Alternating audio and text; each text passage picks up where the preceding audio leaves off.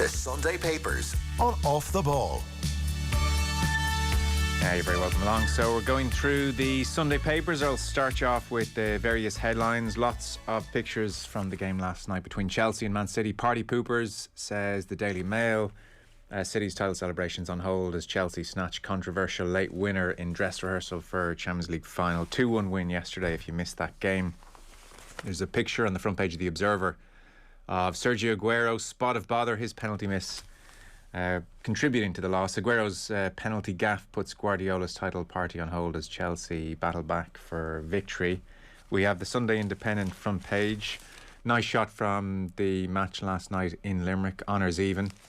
This was Tipperary and Limerick Tip show intent with stirring draw against the champions.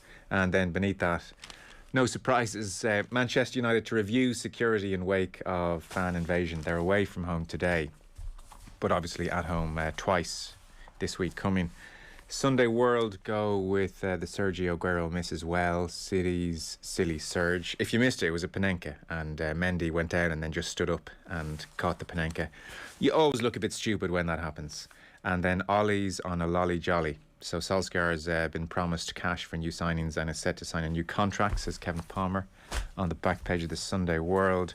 The Sun go with Aguero no as well. 9 years on, Sergio blows it. The 9 years on part being his winner in May 2012 against QPR to win the title that day. The Star, down the Panenka. Aguero so sorry for his blunder. I mean, it's a bit over the top, isn't it, all this?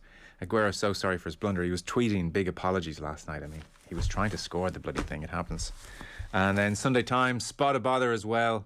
It's a picture of Mendy just, if you're watching or streaming there rather than listening on podcast, a picture of Mendy just standing up and catching the ball one-handed. And then beneath that, box plans for warm-up tests in disarray. So I know we talk about the challenge facing the Lions all the time and trying to come together out of not very much. Well, the Springboks in a similar position. They still haven't played a match together since the World Cup final of 2019, and they're trying desperately to arrange a match or two to warm up in advance of the Lions' arrival. Very happy to say we have Dr Katie Liston with us, Senior Lecturer at Ulster University, and we have Dave McIntyre as well, commentator with Virgin Media. Thanks so much for the time, folks. Appreciate it. Morning, Joe. Hey, Joe. There's a lot to get through, a lot of good pieces in the papers today. Dave, I know you picked out the Irish indignation over Warren Gatland once again. So how angry are we here in the Sunday papers, or is there a fair understanding of what Gatland was doing? I don't see an awful lot of understanding in what Gatland was doing. We are quite angry. We're up at arms. The Lions is all about the moulding of the four nations into one and one single great cause and trying to win a test series in the Southern Hemisphere. But you can't escape the tribalism of it either. And ultimately, when it comes down to it, we just want Irish guys in the test team and we want them to play well. And if the Lions win, great. In some cases, I would almost suspect that we'd be happier to see the Irish guys play well in a losing cause than the Lions win a test series and the Irish guys not feature. So you can't really escape that. And I think that has come out in the reading and the writing during the week. It's incredible that we probably have the most experienced head coach in the history of professional rugby in charge of this touring squad.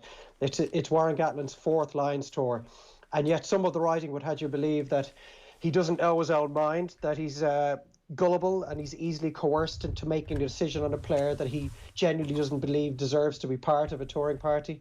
I saw Neil Francis writing about almost the coup that was staged by Gregor Townsend during the week. Eamon Sweeney in today's Sunday Independent describes it as an insult to Irish rugby that we have a mere 8 representatives in this squad. And the persuasive powers of Gregor Townsend that he has managed to shoehorn the likes of Finn Russell and Chris Harris into this Lions squad. But I mean, I don't buy that. I don't agree with some of the calls. And that's the beauty of this 4-year process. Every time the Lions squad is announced, everybody gets angry about something. Everybody can point to several players who made it that they don't believe should have made it, and vice versa. Guys have been left out that you feel have been unfairly treated. But that's just the way of sport. I mean, it's 4 nations that have about maybe 20, 25 guys who will have played throughout the 6 nations. He's only going to pick a small portion of that, and everybody's going to have their own opinions on it. But to say that we should feel insulted by it, that Gregor Townsend has somehow managed to twist the arm of the most experienced coach in world rugby at the moment, that our lack of an Irish influence in the selection process has really cost us. There may be something in that, I don't know. But I think it's doing Warren Gatland a disservice. It all goes down to the microcosm of what happened at O'Driscoll and Davies in 2013. He was trying to build a 15 to win a test match, Warren Gatland. He made the decision that he thought best. There was a lot of hand-wringing and gnashing of teeth in Ireland at the time. But ultimately, Jonathan Davies went out and played brilliantly that day, and they won the test match. I mean, what more do you want? What jumped out to you, Katie?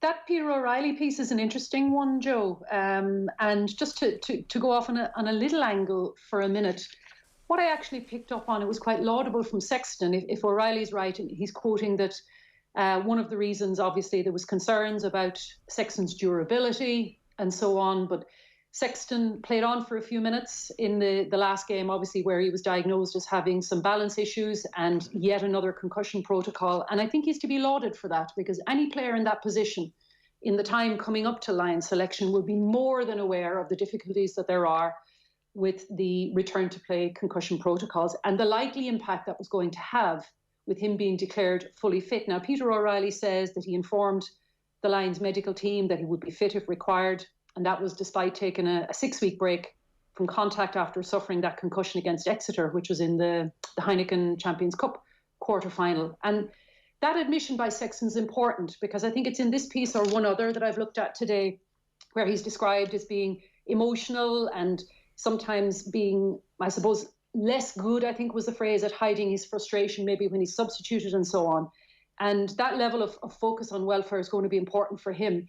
I think it's disappointing from a neutral perspective, Joe, that when you see the age profile of somebody like Sexton and arguably one or two others that might have been considered, because it does point to the extent to which the condensing of the rugby schedule now means that some of these older players are likely that their durability might be questioned going into the future, especially as well. Mm.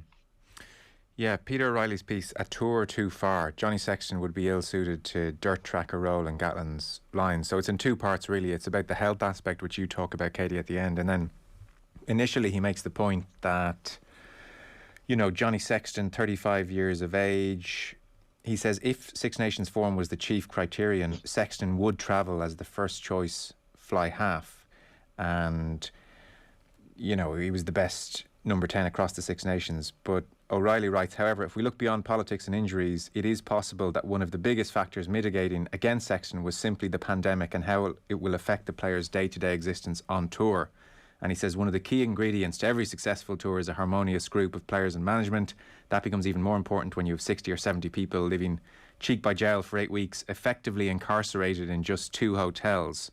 And he even made the point that the Lions commercial arm hasn't sold the documentary yet. There isn't much appetite to watch another casino night in the team room. So he says this will be a stressful environment. Gatland surely paid extra attention to the question that must be considered for every potential line. How would he handle the disappointment of not making the test team?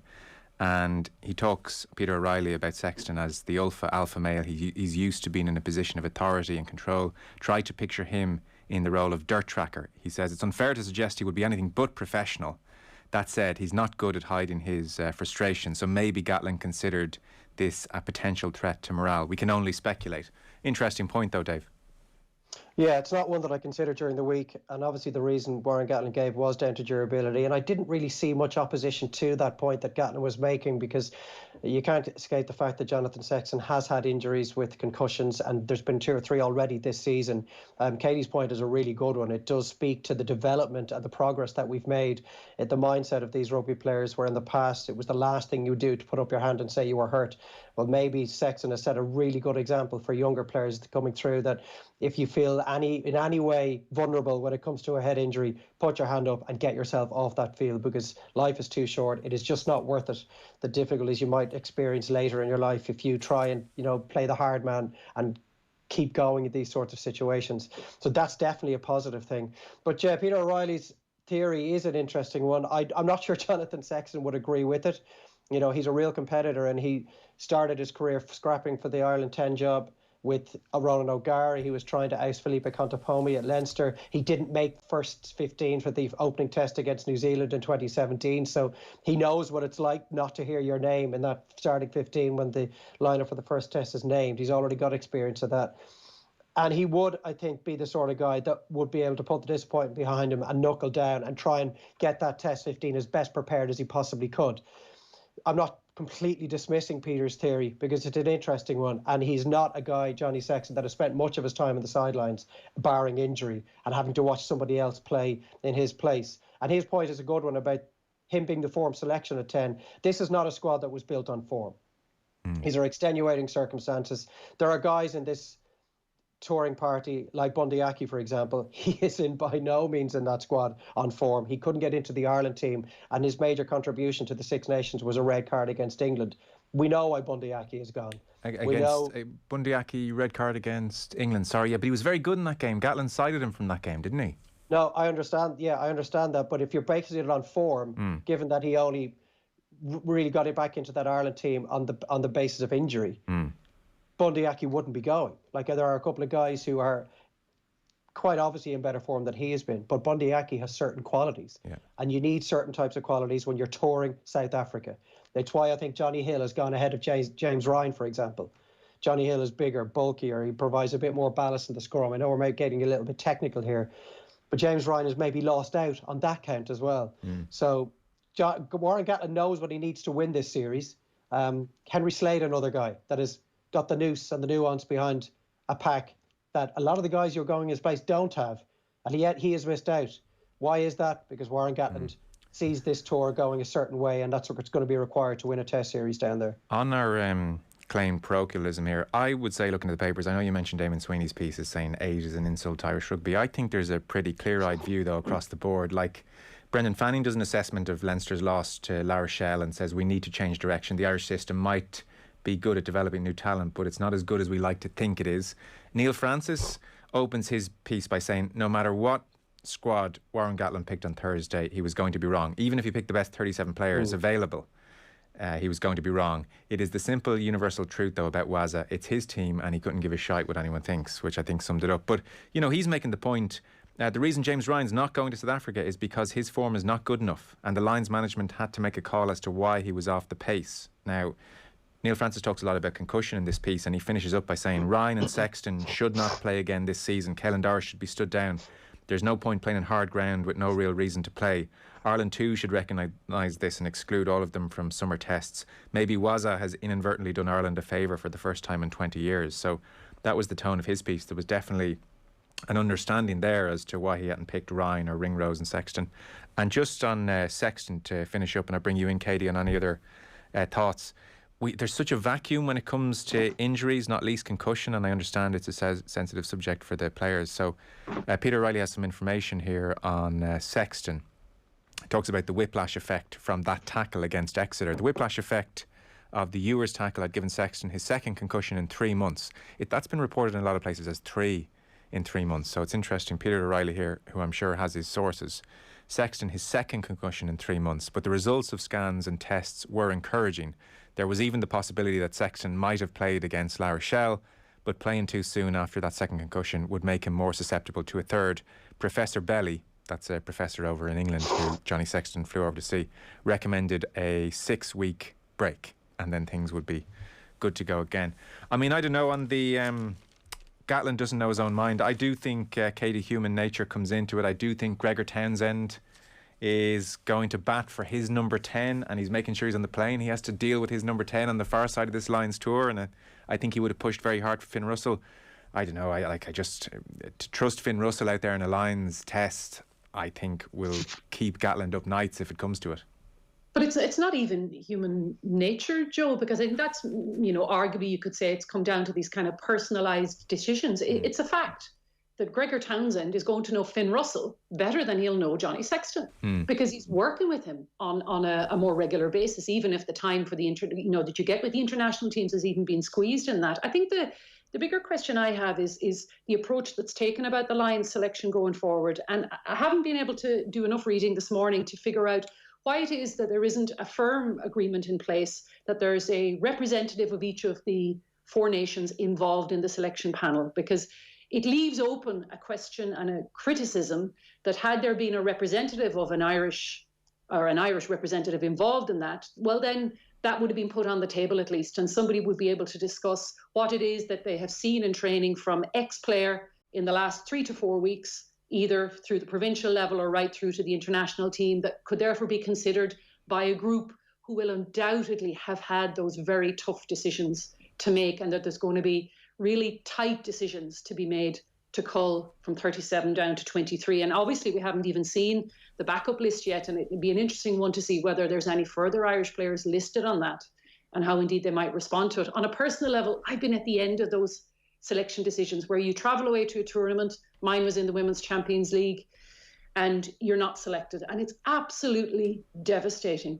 But I don't think there's any player at that level who would not be expected to face that at some point, and you have to be prepared for that. So those kind of personal decisions maybe that Peter O'Reilly is alluding to, I don't know that they're going to feature this much at professional level, where every player is going to be prepared for that going forward. I think the wider question is, does the group organising the Lions, one, see the sustainability, because the commercial forces behind this are clearly large, not least for South Africa, and two, do they therefore ensure that there are representative coaches from each of the teams involved to try to avoid any undue criticism? Because Neil Francis is right, no matter who you pick, you're going to be criticised, but at least there's informed decisions on the table from all the representatives of the teams involved in the selection process. Yeah. I think it's an interesting one. I don't think that stacks up as regards the Sexton case, because who knows Johnny Sexton outside of his Ireland coach and his Leinster coach better than Warren Gatland? He toured with him in 2013 and 2017. He spent over a decade trying to plot Sexton's downfall as the head coach of Wales. Is there any head coach in World Rugby that knows Sexton's game and character and personality better than Warren Gatland? So Gregor Townsend knowing Finn Russell inside out, I'm not sure that would have been a factor in this discussion at all. That is not. It had to be a huge factor. Had to be a huge factor. So Biggar was always going to go, Farrell was always going to go. This was Sexton versus Russell. Are you telling me that the attack coach is not having a huge say in what number 10s go? I would be astonished if Finn Russell is starting at 10 in the Test series. Same. If that is the case, and we're agreeing on that, what is the point of him being there? Finn Russell is the dirt tracker of this trio of fly halves. He is going to be playing on a Tuesday and a Wednesday, and he's not going to be playing on a Saturday against the world champions. If Sexton was going, he would have been scrapping with the other guy for the Test job. There's no way Finn Russell gets close to that. But to say that because Gregor Townsend knows Finn Russell inside out and maybe doesn't know Sexton is a misnomer, in my opinion, because the guy on the other side of the table is the head coach and knows Sexton better than almost any other coach in World Rugby. Okay. It'll all come out, I'm sure, in the wash. There'll be an article in 6 months' time about that conversation that happened behind closed doors, maybe, and we'll find out. Something totally different. Page 13 of the Sunday Independent. The FAI must step in to resolve Toland issue. This is Tyler Toland, Republic of Ireland International. Katie, you picked out this one. David Kelly is writing here. He's saying the FAI have to get in and sort out this issue, because clearly between Vera Pauw and the Toland, family at this stage, it's not just Tyler Toland herself. Her father Morris is very involved. Those two parties are not sorting it out between themselves at the moment. Yeah, I picked it out because obviously my interest is always to see what kind of coverage does women's sports get on Sunday. I mean, there's a lovely short piece on Katie McCabe's contribution to Arsenal, and that she's likely to be in with a chance of making the WSL Team of the Year because she's joined top of the WSL assist table, which is really good news in the context of the development of women's soccer here at home. And on page 13, we have a slightly different take, which is not good news, quite frankly. And I'm sure listeners and viewers will know that this has been picked up probably in the last 2 weeks in particular. I think Sinead Kissan wrote yesterday as well in the Indo about this. And Dave, in particular, is arguing, I think, the case that there should be some kind of independent voice now. He finishes his piece by saying an independent voice with gravitas would seem appropriate to achieve a satisfactory process. Decisive leadership is required to end a sorry saga which reflects poorly on women's sports in this country. So for those who don't know as much about women's soccer, Tyler Toland is an up and coming player, potentially for the Republic of Ireland, but certainly in her own right as a footballer, was, if I'm right, the youngest player to be selected for the senior team, and has recently transitioned from what we would call underage into senior football. In other words, under 18 and onwards, even though, as we know, there's an under 19 national team as well. But technically now she's over the age. She is an adult in her own right. She plays for Manchester City. She's currently on loan at Glasgow City, two top teams on the other side of the water as well. And as the correspondence of this has panned out over the last 2 weeks in particular, it seems that there's definitely a very deep sense of personal dissatisfaction going on both parties. I don't want to get into that in particular because I'm sure there are others who might be better placed to do that. But it does strike me that as women's football is going to develop further, there will be more and more of these players who will be facing into, quote unquote, a big bad world of football as they transition into adults.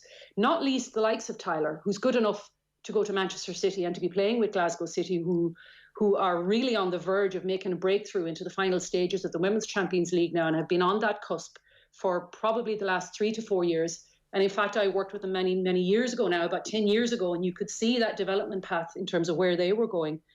And for any player, I think the parents is certainly important when you're transitioning through that underage structure. And undoubtedly, the communication with parents is critical as part of that. The FAI, the IFA, and many others will have a child welfare or player liaison officer who's employed to do that. But when you become an adult in your own right, then the expectations shift. And it does seem to me that this has carried over from being on the underage and under 18 teams into her adult career as such. Now, I've noticed in some of the coverage today that the word teenager is used a lot. And on the face of it, Tyler's no longer a teenager because she's now an adult. There's been other references, obviously, to some of the detail of what Vera Pauw has claimed to be the communications that have occurred between her and the player's father and between the player herself as well. So this is why David Kelly in this piece on page 13 is calling for an independent voice. I mean, at the very least, it does appear that communication has certainly broken down. There also does seem to be some suggestion, and it's writ large in most sports, of the extent to which parents who want to ensure that their children have a career going forward, or at the very least are batting on behalf of their interests as they are underage, that there's been some sense in which questions have been raised about the decisions of coaches, and everybody will be familiar with that right through from underage in any sport going forward. The extent to which that's become very personal is not good news for the FAI. And I mean, I would certainly encourage them to try to reinstigate open communication channels there. Yeah, it's very messy. So, as you rightly say, Katie, she made her debut for Ireland aged 16 and 43 days, youngest in history. That was in 2017. And as a 16-year-old, she played every single subsequent game under Colin Bell. So she has 13 caps to her name. On the strength of her performances for Ireland, Man City swoop in and sign her. Man City, obviously a huge club. So they signed her in August of 2019, 2 years after her debut. Now, the next month was Vera Pauw's first game in charge, and she was involved in that camp November 2019. And whatever happened there just hasn't been involved since. And it has become very ugly publicly. Like Mary Hannigan had a piece a couple of weeks back where she detailed a text message from Tyler Toland to Vera Pauw, which said, "Hi Vera, Tyler here, I'm reaching out to you.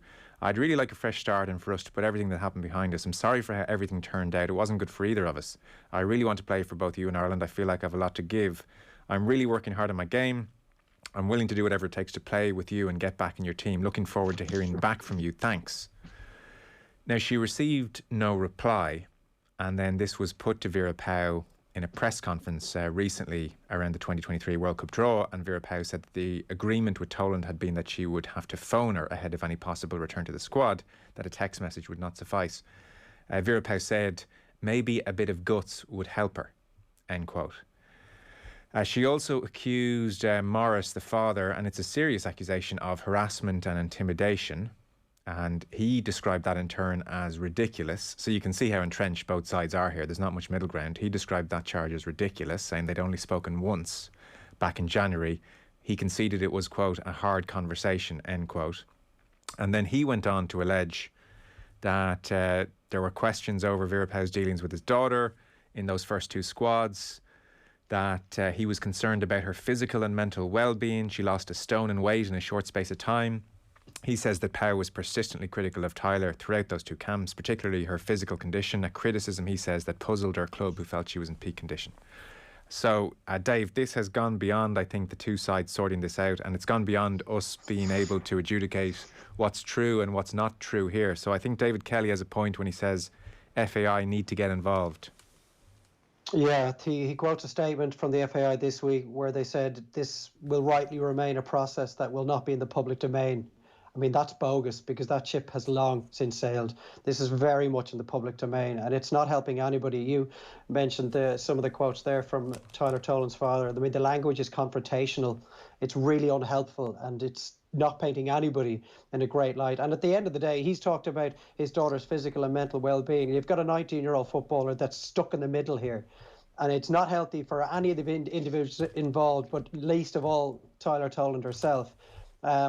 Now, Pow acknowledged that she had received that text message. You've mentioned that there, Joe, and that the agreement with Toland was that she would have to phone her ahead of any possible return to the squad, and that a text just wasn't going to be good enough. But to follow that up by saying maybe a bit of guts would help her, I don't think that's good enough from a paid employee of the FAI. If that was the agreement that they had made between the pair, fair enough. But at the very least, send her a text back and saying, you know, Tyler, thanks for getting in touch, but we did agree that the only way to solve this was over the phone. Please call me. You know, we can go through everything that needs to be said then. Ignoring her and ignoring a message that seemed to me to be very mature in the manner it was put together. I'm sure Tyler Toland, maybe with help from somebody else, thought a lot as she was putting that message together before she sent it to Vera Pauw. I don't think ignoring her in that fashion is good enough. It's not a 28-year-old veteran we're dealing with here. I think it would have been very easy to set up a phone call of some description. Now, ultimately, and this is mentioned in today's papers, this could just be a case of an international manager not believing this player is good enough to play for her. And she gets paid to make the decisions. She gets paid to pick a squad that puts her in a position that best allows her and the squad to win games. She's entitled to pick whoever she wants, leave out whoever she wants, and drop anyone she wants. But I don't think this has been handled well. And it would have been so much easier for Vera Pauw to say, look, we need to talk about this over the phone. Ring me when you can. Manchester City have signed this player. She's obviously got talent. Now, Vera Pauw, Katie, may well have very, very, very, very good reasons for cutting her from the squad. But publicly to come out and say maybe a bit of guts would help her, as Dave says, I'm in full agreement with Dave. That lost me. I don't know what's happened here. I don't know what's going on behind the scenes. But that is not a way for the Irish manager to talk about one of her players. And I think it is, you know, adult or not, she is 19 years of age. I don't think that's the right way to go about your business. I think, I mean, and the reason why I raised the question about age, Joe, and, you know, the legal age going from under 18 to adulthood as such, that transition isn't smooth, and it certainly won't be smooth the more competitive women's football becomes, the deeper the talent pool, and so on. And that's why the likes of what were previously known as child welfare officers essentially become the player welfare officers, because, you know, you have a different challenge, for instance, when you think about boys to men's football going across the water into academies and all those other things that come with transition. In their cases, it would have been living away from home, as Tyler is now doing as well. Obviously, she's gone, you know, Manchester City onto Glasgow. So there is a role undoubtedly for something like a player welfare officer on behalf of any national association, or indeed perhaps it's been delegated to somebody on the international team or the group, the setup behind the team, who work with those younger players to help them through that transition. And there does come a point, however, whereas the older you get, the responsibility is on your shoulders, but she's still at that difficult age. I mean, more broadly than that, there's probably liaison questions. As I say, it does seem to me that it would be useful to ensure that there is better communication. And I take Dave's point in terms of what he said there, even aside from whether or not somebody has sent you a message, whatever, a voicemail, putting all that aside, anybody who seems to have expressed a desire to want to become an international player would at the very least have a right to feedback in terms of what he or she next needs to do in order to be able to make that cut, whatever the cut is, if it's been explained clearly in relation to some developmental, technical, tactical issue. And those discussions might well have taken place. We don't know this. And that's why I think I'm just being careful in terms of trying to encourage there to be open communication, because at the very least, if Tyler does succeed, and I wish her the very best, she certainly is somebody who, playing at that level, would, on the face of it, make an important contribution to the next iteration of the senior women's team. And what about Vera Pauw's role in this, though? I mean, would it not strike you as very odd that she didn't reply to the text message, but she did feel the need publicly to say that Tyler Toland maybe needs a bit of guts? I mean, this is why I don't know what feedback's been given in terms of, you know, what kind of advice could be given to a player who hasn't been selected this time, who therefore is pushing to try and ensure that happens the next time. It seems to me, having read Mary Hannigan's piece that you described a couple of weeks ago, Joe, that Vera was on the spot a little bit. And, you know, any of us in those situations may not express ourselves as clearly as we might like. Whether or not the guts refers to the fact that there is an expectation on her behalf that there is this conversation and that should happen either face-to-face or on the phone, that may well be the next step, and hopefully it does occur. Yeah, hopefully it gets sorted out. It seems very messy. That's page 13, Sunday Independent. The FAI must step in to resolve Toland issue. David Kelly there. And just a brief mention, I guess it's semi-related, Irish international football. Mark Sykes in the Sunday Times, Katie, I know this grabbed you. This is a transfer from north of Ireland to Republic. Yeah, page 8 and a little bit over onto page 9. Mark, former Oxford United player, and the subheading is takes a long-term view after choosing to play for the Republic of Ireland. I think in the context of the way he's been interviewed here in the pieces by Paul Rowan, he charts the conversation that he had with the new Northern Ireland senior manager now, Ian Barraclough, whom, as you know, probably took over from Michael O'Neill. Mm-hmm. And Barraclough asked him why he hadn't taken this decision to declare at senior level for the Republic of Ireland under Michael O'Neill's realm. And he said, I told him straight that it was never an option for me. I had nothing to hide. I told him that I only found out in the last 24 hours. So in this piece, Paul Rowan also describes a conversation that occurred with a member of Stephen Kenny's backroom staff, a phone call from Rory Higgins, it's claimed, who spoke to Mark Sykes. And Mark explained to Ian Barraclough that it's not about getting games and stuff. In my eyes, your international career is where your heart is at, rather than your head. So he seems to suggest that had this opportunity been open to him previously, that he might have certainly considered it. And his form of late for Oxford has helped them compete again for a playoff place, a win against Burton, and so on. I think this is likely to probably draw attention again to the unusual position that exists in terms of dual eligibility.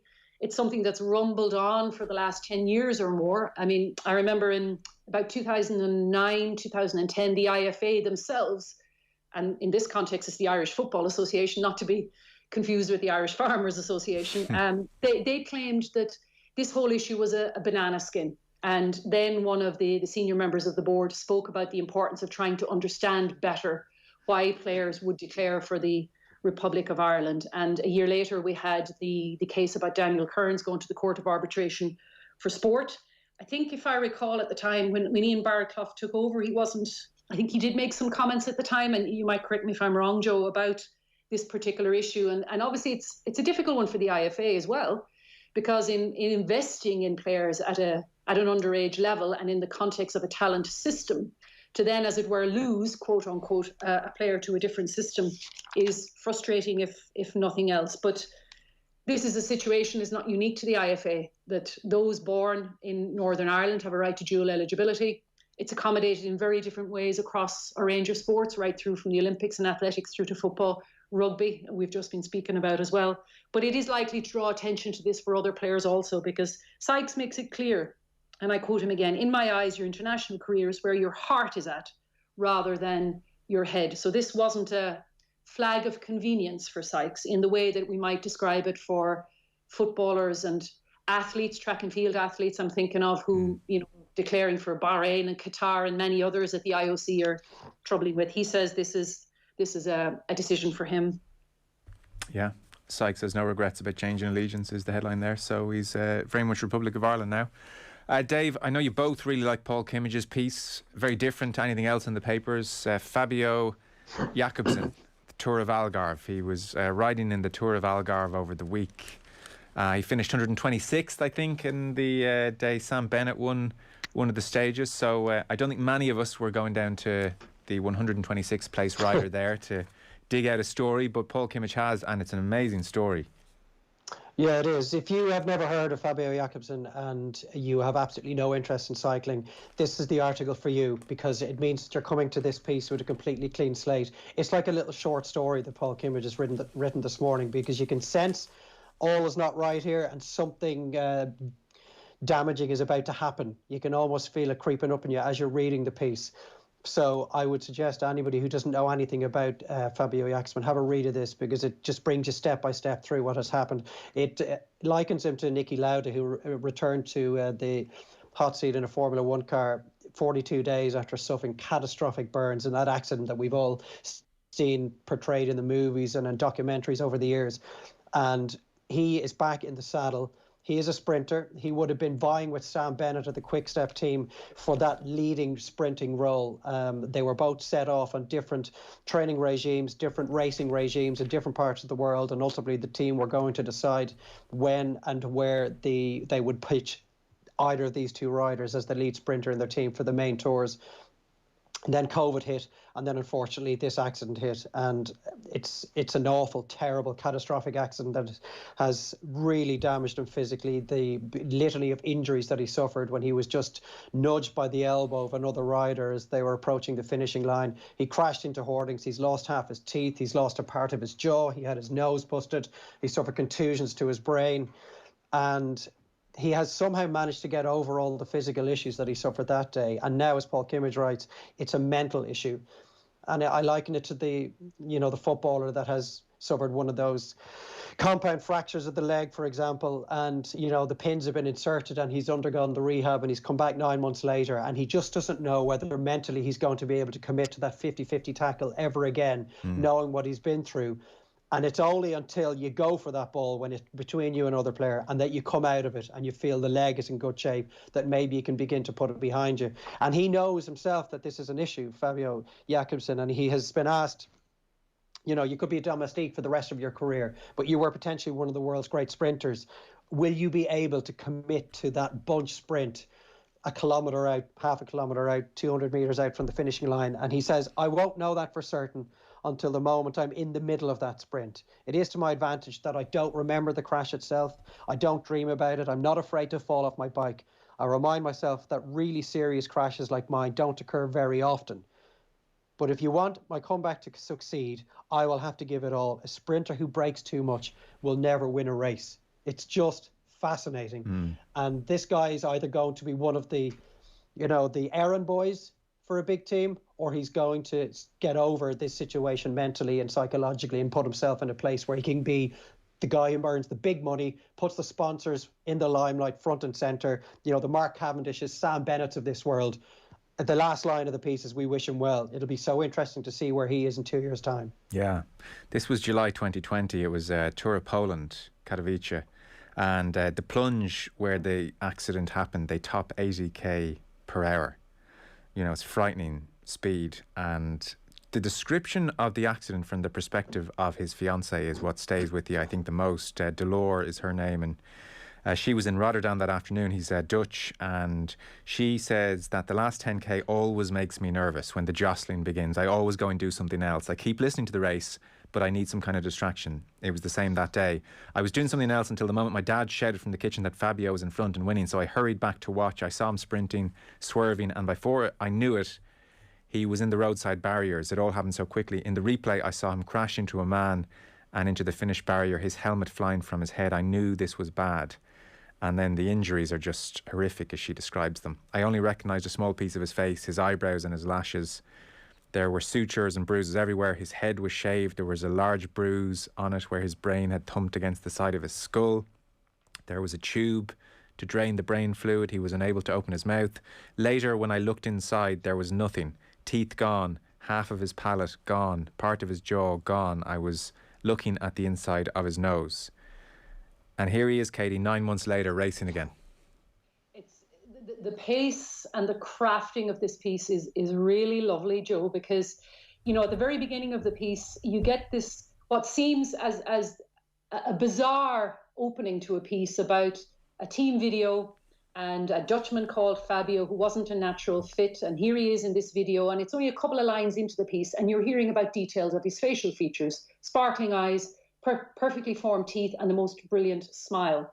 And that's what draws you in. And Dave is absolutely right, because the pace and the rhythm of this brings you towards the end, where you literally are almost in the shoes of this cyclist who at the front is, in ordinary circumstances prior to this very, very serious injury, fighting to be the house sprinter for the Tour de France.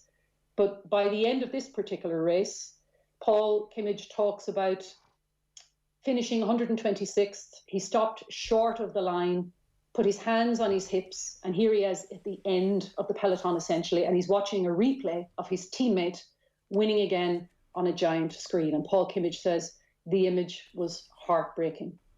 And that's what's so lovely about this piece, because you get a sense of something to come and it gradually unravels. It's a really nice insight as well into the challenges for professional cyclists and for guys like this who are now clearly trying to win their way back into the favour for selection for the big events, not unlike many elite sports people after coming back from injury wondering, will I ever be good enough again? And quite literally there being only one way to find out. It seems that he's also trying to, I think for himself, to try to recoup something from what was a very serious injury and trying to see, probably understandably, the opportunity that there is in not remembering the crash itself. But I think, and maybe this is what Kimmage is trying to get to, I find that heartbreaking as well, because it does tell you the extent and the severity of this injury. And in a sense, the fact that he has no memory of it is what's likely to put him in those dangerous situations again. I'd love to know if he's watched it back. Would you watch it? I haven't seen it myself, Joe. Yeah. Would you watch it back, Dave, if that was you? I would probably speak to a sports psychologist before I made that decision. If you feel that there's merit in watching it back and that it might assist you in getting over it mentally eventually, well then yes. If you feel that watching it back is likely to end any chance you have of ever being able to commit to that bunch sprint, well then I would find every way possible to burn that footage and never have a look at it. So Kate, yeah, I don't know the answer to that. Katie, are you taking out your phone and going onto YouTube?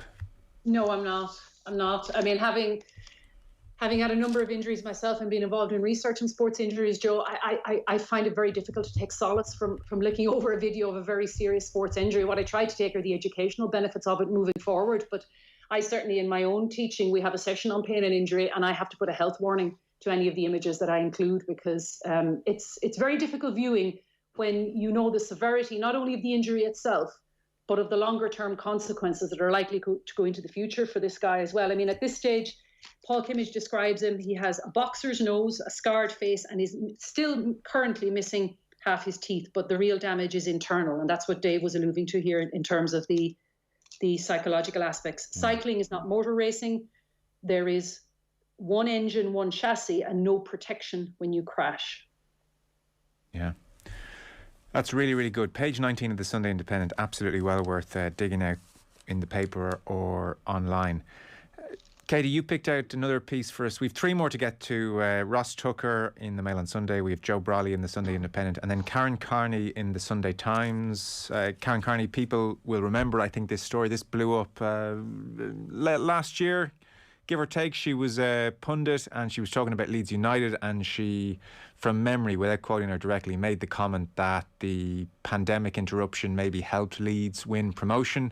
The perception, and Leeds fans and Leeds, the club, hated this perception, was that they would run out of steam under Bielsa, or had the previous season, because he put such a demanding game plan on the team. And she suggested that the pandemic break might have helped them, because it gave them a couple of weeks, months to recuperate, and then brought them up to the Premier League. And she was wondering, would it strike again this season in the Premier League? Now, it clearly hasn't.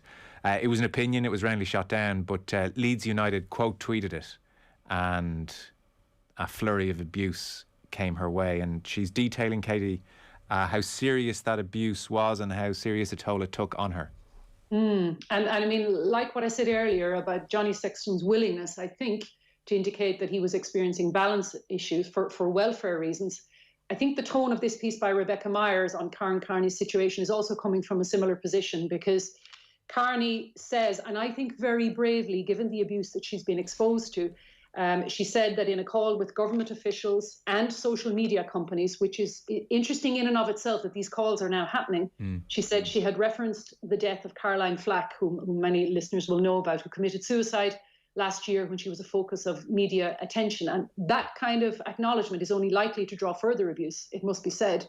And Rebecca Myers in this piece goes on to say that typically the worst online abuse has been aimed at women who work in football. So she cites others that we know of. Alex Scott, I think in her response has said that she's refused to quit Twitter because it would allow, as she sees it, the abusers to win, whereas Can Carney deleted her Twitter account as a result of that because of the effect that it had on her. And Rebecca Myers goes on to quote a couple of others, now becoming very successful female pundits on TV, especially Zainab Abbas in cricket, Tammy Beaumont also in the 100 cricket, and Sonia McLaughlin is also quoted later on. And there may well be a thread of connection here, Joe, between this piece in terms of what Karen Carney is saying and the evidence of that abuse, but perhaps more widely just a shifting in terms of the tone of communication within football in particular. There might be a thread, may very well be, back to the Tyler Toland case we were speaking about earlier, but if so, the FAI needs to deal with that. But this is more widely, I think, cause for reflection for all of us in the context of the ways in which some of the social media platforms now becoming, I think, more open to questions and a need for not only self-regulation, but independent regulation, and the extent to which some of those are very dangerous echo chambers for the kind of abuse that none of us want to see going forward, I think, whether it's to do with sexism, racism, homophobia, and so on. Yeah. Dave, your thoughts on all this? I mean, I hold out little hope of the social media companies being able to keep on top of abuse, unfortunately. Yeah, and until something changes in that regard, we're just going to keep going around in this seemingly endless cycle. There was another incident involving the BBC rugby interviewer, Sonia McLaughlin, who's one of the best at her job out there in the manner in which she approaches post-match interviews, and she got an awful lot of abuse after the England-Wales game last year, or earlier in this year's Six Nations. And it was also needless. Yes, you can have a difference of opinion. You can absolutely rubbish Karen Carney's opinion that, this lead side potentially could crumble towards the back end of the season as they had done previously under Marcelo Bielsa. And that's absolutely fine because it's her opinion. And you could decide that her opinion is completely inaccurate. And I've no issue with that. But until you are in a position where you can no longer just dole out this sort of senseless abuse to these people, and whether it's female pundits, whether it's people of colour, whether it's members of the LGBT community, if you can set up an anonymous account and hide behind that and suffer absolutely no accountability for anything you say or do on social media, as long as you can do that, whether it's Facebook or Twitter or Instagram or any other social media platform, this will continue. It just will not change. Now, I know we had the social media blackout in the last week in and around the Premier League. That's one step that you can take. And it does appear that we are finally starting to really consider the options here. But a lot of the responsibility is going to fall to legislation, to government and these companies themselves. And until that changes, this will not change. Next piece, fairness put at risk when identity and biology clash. This is Professor Ross Tucker. This will be a piece and a discussion between now and the Olympics, which will be very contentious and will be very triggering for a lot of people and just difficult all round. And if any of us put our foot in our mouth in it over the next couple of minutes, please forgive us, because we're coming at it, I think, in the right way and wanting to learn, really. So what Ross Tucker's writing about here is the New Zealand weightlifter Laurel Hubbard. So it would seem, for all intents and purposes, she will qualify for the Olympics. It's not official yet, but all things going as they are, she will be going to Tokyo. She's currently ranked 4th of the 14 qualifiers. She's 43 years of age. She's a transgender weightlifter, and so she is competing under IOC guidelines, which were issued in November 2015, updated in November 2015.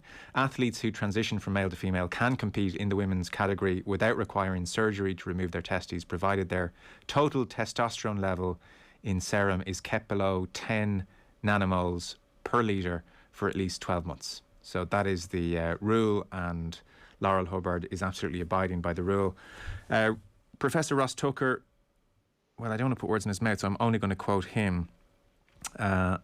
He is concluding, he says, ultimately, This should be a principle confirmed by evidence that informs decision and policy, along with the recognition that biology rather than identity matters for sport, and that women are entitled to the fairness and safety afforded them by a category that excludes male-bodied advantage. I'll give you some of what he's saying. He outlines the argument, or certainly his argument. He says biological differences between males and females are huge, with insurmountable performance implications. A male versus female gap of even 10%, as is found in running events, is so large that many thousands of men outperform the very best women. Many high school boys sprint faster, throw further and jump higher than women's Olympic champions. Strength and power differences are even larger than in running. At the same weight and height, men can lift 30% heavier weights and produce 30% more power.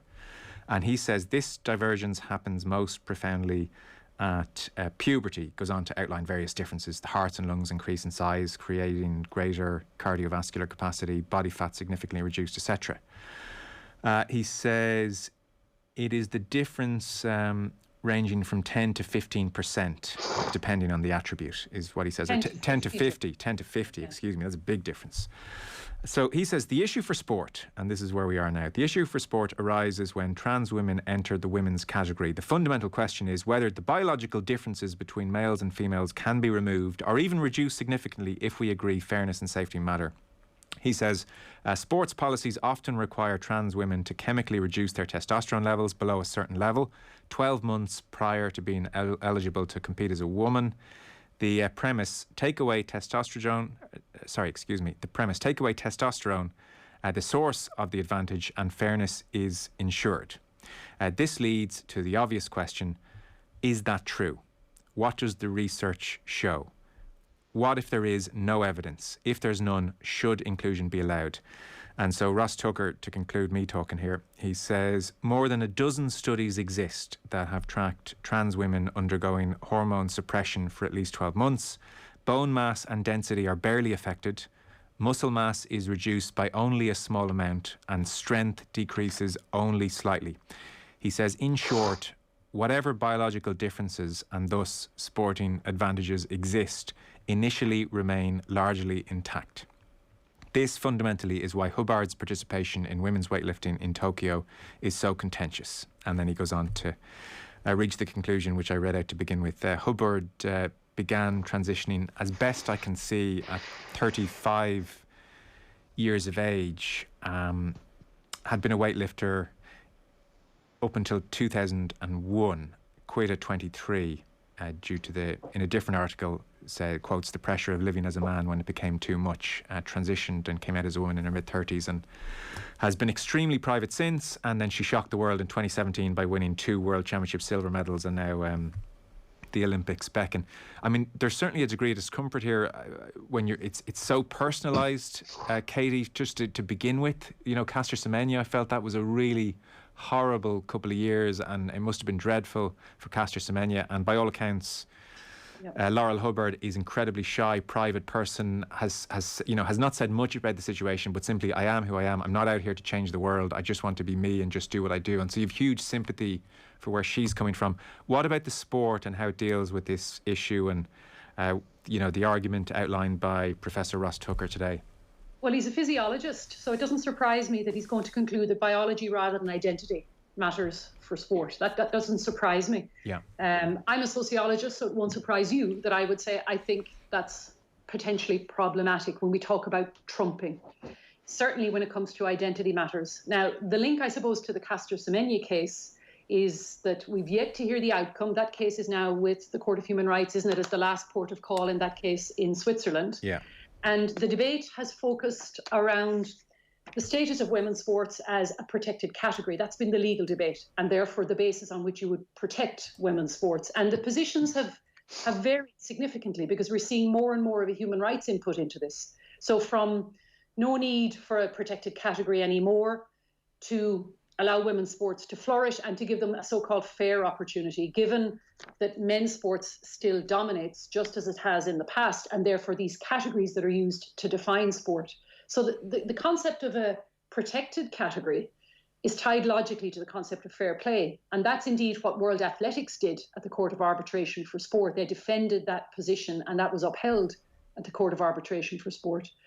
And having separate women's events means that logically, therefore, you have to have a reason to exclude. And the exclusion is no longer as popular a stance as many have argued it would have been in the past, particularly when you're getting this onus now on inclusion from a human rights perspective. And that's where identity does come into play. So sport policymakers, I suppose, are in a very difficult decision, because no qualifying athlete should have to, quote unquote, dope down or indeed dope up to compete in the Olympic Games. But on the other hand, women athletes have argued that sex equality is a legitimate goal, and therefore separating athletes by what are called biological sex traits is the only way to achieve this goal. Now, inevitably, as happens in sport, what you're seeing happening in sport is tracking changes in wider society, because we're learning more and more about the various biological processes that are at play for some of the people that find themselves in this position.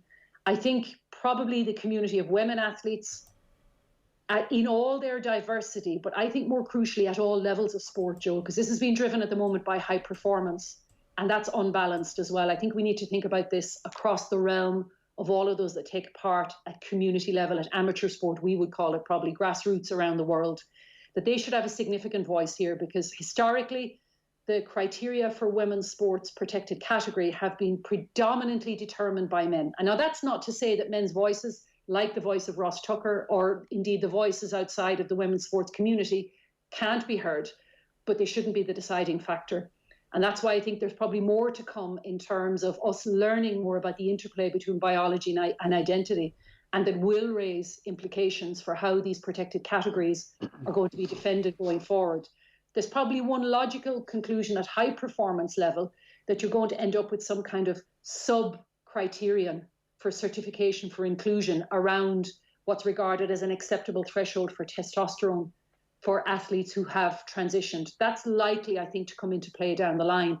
But it'd be interesting to see what's the conclusion for Caster Semenya first and foremost, because that's the most pressing one that has an implication for Tokyo as well. Yes, because I know last year World Rugby banned trans women from elite women's games due to injury risks. They concluded that there was a 20 to 30% greater risk of injury risk factors when a female player is tackled by someone who's gone through male puberty.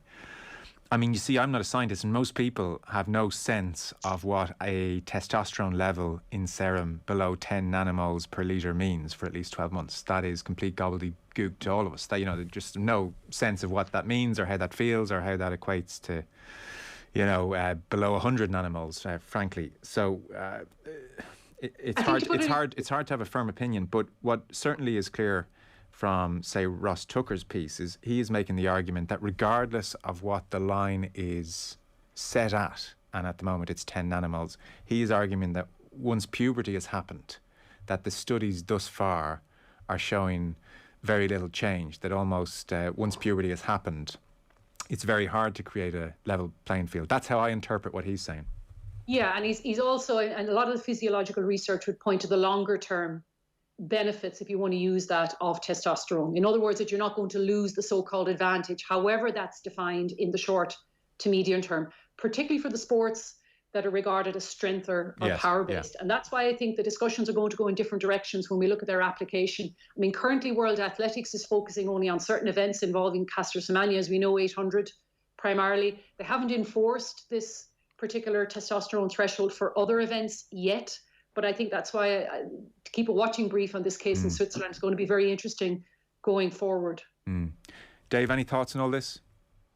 I mean, it's a minefield, isn't it? And it's a subject that even the most qualified health professionals and scientists are still grappling with, because it's really only an issue that's probably come into the domain of the last decade. And unfortunately for Caster Semenya, there was always going to be somebody that was going to bear the brunt of being that first person, and I'd say this has taken an incredible toll on her, but somebody was probably going to have to be that person.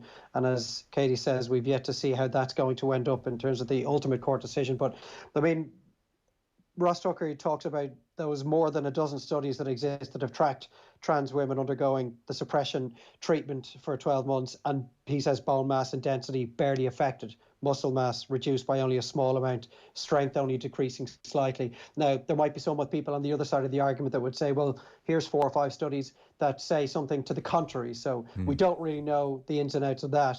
The point that Katie makes is a really good one about elite level sport, high performance sport. I think forgotten about in some of this discussion is the transgender athlete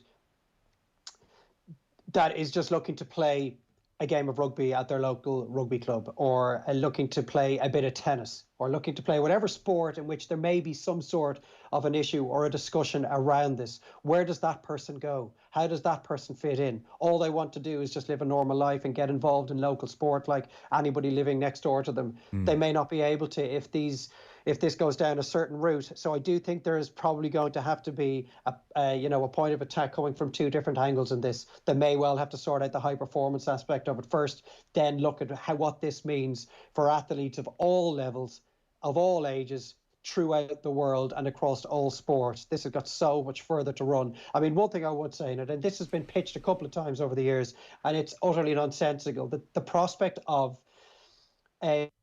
someone who's been born a man considering, changing their identity so they can win an Olympic medal. Yeah.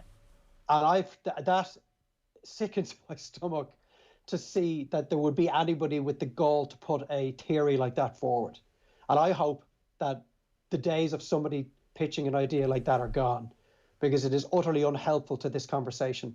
And eventually we will get some sort of clarification on it. But as Katie says, I think we're a good bit away from that. Something totally different to finish with then. Joe Brolly, page 5 of the Sunday Independent. Katie? Well, not totally different, because we're still on the theme of science. So according to Joe Brolly here, the tyranny of spoof science robs us of the joy of playing. It's on page 5 of the Independent. For those, I think, that follow any of Joe Brolly's writings, there's some stuff here that you will have seen before in terms of being less than happy, let's just put it that way, with a well-known sports guru that Joe Brolly describes. But in it, what I'm interested in, that not unlike, I think, many of Joe's public musings, there's a lot thrown into the bathwater without a lot of clarity. So he takes issue with some of what's called this spoof science or pseudoscience that he's described in other articles. He says this hollow, dull and frankly ludicrous faux philosophy has swamped our games and is part of a process of boredomification that is taking hold in society in general. Spoof science has replaced passion and spontaneity, invention and original thought, so that if someone doesn't use this language, he or she is finding it harder to be taken seriously. So he goes on in this piece to talk about a recent webinar given by a coach or sports scientist, presumably at his own local club. And he talks about some of the language that was used in that webinar. The presentation was delivered fluently, but I suppose to summarize it generally, he was asking what was the basis of it. And he spoke to a friend of his, presumably at the club, who was very impressed, but Joe wasn't. And he says, thing is, if you aren't fluent in this bullshit nowadays and able to make a PowerPoint presentation and so on and so forth, you'll find it difficult to be taken seriously. So he takes issue with the formulaic tyranny that means training regimes are enforced from junior to senior, Leitrim to Down, which are the same. And I think even though he appears to take issue with this spoof science, actually he's probably plugging into a lot of the discussions that have taken place in the philosophy and the sociology of sport over the years about this high performance ethic that we've come to discuss, even in the last piece as well. Because in the drive for high performance success, it is those kind of success criteria that become the means by which clubs, teams at whatever level are actually judged. Now, that said, it depends on what he exactly means by spoof science, because in here, I think he seems to take issue with everybody under this umbrella term of psychology, if I can call it that. And in amongst the other papers we've just read today, you can see reference to the role of accredited sports and exercise psychologists in terms of their preparation of teams, and indeed the ways in which they're now working increasingly at club level and into senior level as well. So I think as a scientist, I would have to say I wouldn't want to throw the baby out with the bathwater here either, in terms of whatever this spoof science is that Joe's taking issue with. And it would be good, I think, if you were to engage with the actual science itself so that we could get a sense of where he's coming from on it. But you guys will probably have read and interviewed Joe a little bit more than I will have, and you might say this is more of the same, or is there perhaps something different in it? Well, I think so. Some of the language he's talking about in the presentation, just for people who haven't read the piece, the phrases I suspect we're all pretty familiar with: growth mindset, building emotional resilience, visualization, intrinsic and extrinsic motivators, enshrining the positive thought processes, actualizing the decision-making process. And he begins by quoting well-known, doesn't name him or her, well-known sports guru who had said at one point, optimism is a muscle. So he rang the science department at Trinity College of Medicine to ask if there is an optimism muscle in the body. Now he says, I kid you not, so I'm presuming he did, but I don't know if he's joking or not. He's asking if there is an optimism muscle, and they say there's not. Are you having me on? No, there is no such muscle. You're certain? Definitely not. Now I think when somebody says optimism is a muscle, they don't mean that literally, clearly. They're talking about how you can practice that habit. You can get in the habit of being optimistic, but he's taken that quite literally and gone to Trinity, which is, I guess, kind of funny. I mean, I sort of get where he's coming from. There is a lot of spoofing in this world. It is buzzword heavy. I think there are a lot of pale imitators out there. I get that. And, I guess, Dave, things like actualizing the decision-making process, it wouldn't be the first time he's rolled his eyes at this and thought, well, you just spare me the bullshit, and you're just trying to sound a lot more intelligent than you are, and you're dressing simple maxims up as seriously brilliant science, and they're not. They're just a bit of common sense in the main. It wouldn't be the first or the second or the third or the fourth or the fifth time, Joe. I love Joe Brolly's writing sometimes, and I know very early in a piece on a Sunday afternoon whether I'm going to finish the piece that Joe writes, because there are days where he sucks me right in, and I will ensure that I tell somebody else, make sure you read Brolly in today's Sunday Independent. Today isn't one of those days. And I guess you'll find something like that with every author and every writer in the paper. Someday you like what they do and some days you don't. I feel like I've read this piece several times already from Joe. And, he's right, and you're right. There are some bluffers and spoofers out there, and there's some people probably making a living off this, what is a relatively new aspect of sports psychology and sports preparation at a high performance level, that probably are fooling some people and bluffing their way through a pretty decent living in some way. But you could say that about all walks of life. You can say it about the club manager, or maybe in some cases the county manager that is getting paid and is a bluffer as well, and is really not qualified to be in the position that they're in. The other side of it as well, and I don't have a huge amount of knowledge of this aspect of sports psychology and team preparation, but look at some of the guys and female athletes as well that swear by the influence that people like Enda McNulty, Caroline Curd, Kieran Shannon, and other sports psychologists out there and performance coaches have had on their career. Listen to the way that Brian O'Driscoll talks about Enda McNulty, who Joe is not a fan of. Do you just completely dismiss the testimony of a Brian O'Driscoll in that situation? It's very difficult to. Someone as intelligent, as successful, a career as brilliant as O'Driscoll has had, not one I would imagine that suffers fools lightly, not a gullible person. Paul O'Connell, another guy, some of the great sports people that this country has produced over the last 15 years would attest to the influence of these people. I'm not just going to bin that and agree with Joe in this situation.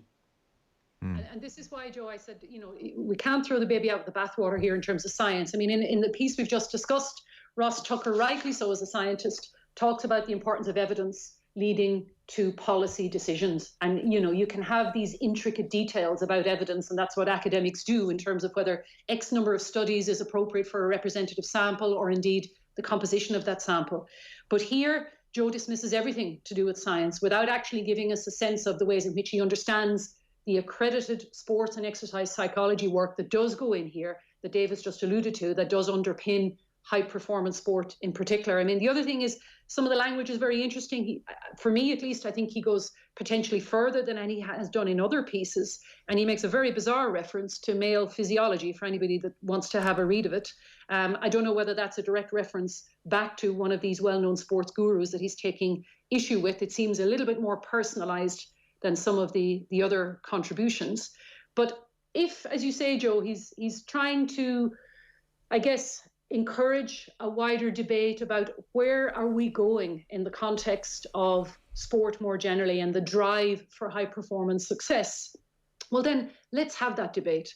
But let's not have it by setting up a straw man where anything to do with science that's associated in his mind with high performance success has to be poo-pooed, because therefore we're undermining the very thing that we're trying to encourage going forward, which is to have less of the hurler on the ditch and more of an informed discussion. That would be my response to it. Okay. We are out of time. Thanks so much to you both. Dr Katie Liston, Senior Lecturer at Ulster University, Dave McIntyre, commentator with Virgin Media. Thanks very much, folks. Appreciate it. Thank you, Joe. Thanks, Katie. Thanks, Joe. The Sunday Papers on Off the Ball.